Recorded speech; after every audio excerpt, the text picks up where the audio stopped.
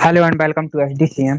मैं अभिषेक सोनी प्रेजेंट कर रहा हूँ बीएससी थर्ड ईयर फिजिक्स का एक इंटरेस्टिंग टॉपिक पढ़ने वाले हैं आज हम, जिसमें हम डिस्कशन करेंगे critical volume and critical mass क्या होता है। बेसिकली इन दोनों के बारे में हम डिस्कशन करेंगे डिटेल में। क्या होता है critical mass and critical volume, यानी कि क्रांतिक आयतन और क्रांतिक द्रव्यमान क्या होता है, इसके बारे में हम बात करने वाले हैं आज के लेक्चर में।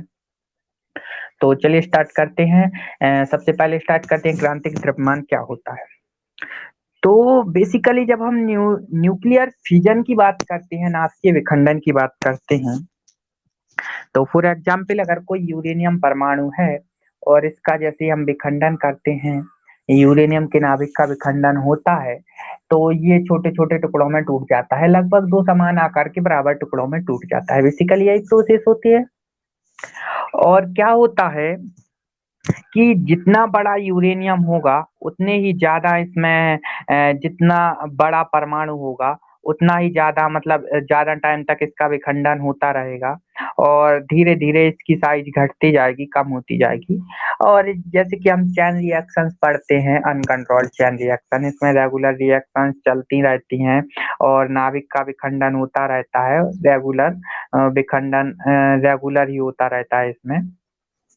तो एक मतलब अनकंट्रोल्ड रिएक्शंस रेगुलर चलती रहती हैं जब तक कि टोटली यूरेनियम का परमाणु टोटली खत्म ना हो जाए, फिनिश ना हो जाए। तो ये एक्चुअल में रिएक्शंस तब जाके रुकती हैं जब एक कोई भी यूरेनियम परमाणु है उसका एक ऐसा साइज, अगर हम क्रिटिकल वॉल्यूम या क्रिटिकल मास की बात करें, क्रांतिक, देखिए अगर हम क्रांतिक आकार की बात करें या क्रांतिक आयतन या क्रांतिक द्रव्यमान मान लेते हैं, क्रांतिक द्रव्यमान की बात करें तो इसकी एक सिंपल सी डेफिनेशन होती है, छोटी सी, कि किसी विखंडनीय पदार्थ यानी कि कोई भी, या श्रृंखला अभिक्रिया मान लेते हैं, तो श्रृंखला अभिक्रिया कोई भी कंट्रोल अनकंट्रोल जो सॉरी जो चैन रिएक्शंस होती हैं उनको जारी रखने के लिए कि वो रेगुलर चलती रहे, यूरेनियम का द्रव्यमान एक निश्चित न्यूनतम द्रव्यमान से अधिक होना चाहिए। फॉर एग्जाम्पल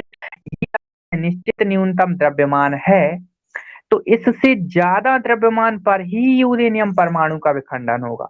अगर ये जो द्रव्यमान है इससे कम द्रव्यमान रहा, फॉर एग्जाम्पल हम मान लेते हैं कि इतना द्रव्यमान अगर इसका क्रांतिक द्रव्यमान है यूरेनियम परमाणु का, तो इससे या इससे कम द्रव्यमान पर नाभिक का, यूरेनियम के नाभिक का विखंडन संभव नहीं है। न्यूक्लियर फिजन की जो रिएक्शंस हैं वो रुक जाएंगी इस द्रव्यमान पर। इससे ज्यादा द्रव्यमान होगा तभी न्यूक्लियर फिजन पॉसिबल है। तो ये जो द्रव्यमान है जिससे कम द्रव्यमान पर न्यूक्लियर फिजन नहीं हो सकता है, उसी द्रव्यमान को इसका क्रांतिक द्रव्यमान बोलते हैं। तो ये है पूरी कहानी क्रांतिक द्रव्यमान की। और क्रांतिक आयतन क्या होता है? वह निश्चित न्यूनतम आयतन जिससे कम आयतन पर किसी भी न्यूक्लियर का फिजन ना हो, यानी कि उसका विखंडन ना हो, उस न्यूनतम आयतन को बोलते हैं क्रांतिक आयतन। सिंपल सी बात यही है। डेफिनेशन सिंपली इसकी यही होती है। ये देखिए डेफिनेशन से बात कर लेते हैं अब हम, कि श्रृंखला अभिक्रिया कायम रखने के लिए यूरेनियम का द्रव्यमान एक निश्चित द्रव्यमान से अधिक होना आवश्यक है। इस न्यूनतम द्रव्यमान को क्रांतिक द्रव्यमान कहते हैं। क्रांतिक द्रव्यमान क्या कहलाता है? जैसे कि कोई, ये अगर यूरेनियम का नाभिक है, यूरेनियम परमाणु है, तो ये अगर क्रांतिक द्रव्यमान है यूरेनियम परमाणु का, तो इस द्रव्यमान से ज्यादा द्रव्यमान पर तो यूरेनियम का विखंडन होगा, लेकिन इससे कम पर यूरेनियम का विखंडन नहीं होगा। तो इस निश्चित न्यूनतम द्रव्यमान जिससे कम द्रव्यमान पर नाभिकीय विखंडन की प्रोसेस रुक जाती है, उस न्यूनतम द्रव्यमान को ही क्रांतिक द्रव्यमान कहते हैं। सिंपली यही डेफिनेशन है। इससे ज्यादा अगर द्रव्यमान हुआ तब तो न्यूक्लियर फिजन चालू रहेगी रिएक्शन, और इससे अगर कम द्रव्यमान रहा तो न्यूक्लियर फिजन की रिएक्शन रुक जाएगी। तो कम द्रव्यमान अगर इससे तो न्यूक्लियर फिजन रुक जाएगी, और ज्यादा द्रव्यमान इससे तो न्यूक्लियर फिजन की रिएक्शन रेगुलर चलती रहेंगी। तो अगर हम इसकी डेफिनेशन की बात करें तो ये देखिए एक और डेफिनेशन, विखंडनीय पदार्थ के उस न्यूनतम आयतन को जिसमें श्रृंखला अभिक्रिया पोषित रह सके, यानी कि रेगुलर चलती रहे श्रृंखला अभिक्रिया, उस न्यूनतम आयतन को क्रांतिक आयतन कहते हैं।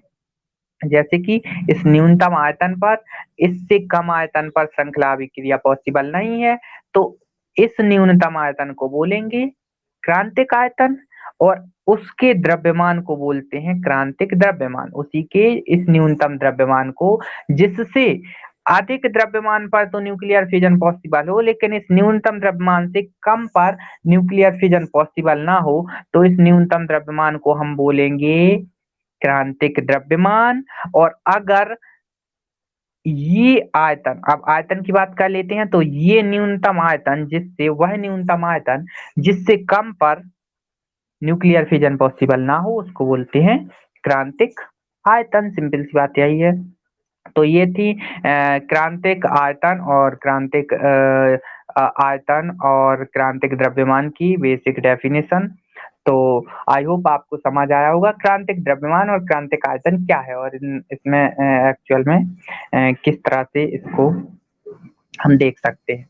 तो आई होप आपको समझ आया होगा क्रांतिक द्रव्यमान क्या होता है और क्रांतिक आयतन क्या होता है। तो आज के लिए इतना ही, मिलते हैं नेक्स्ट लेक्चर में। Thank you.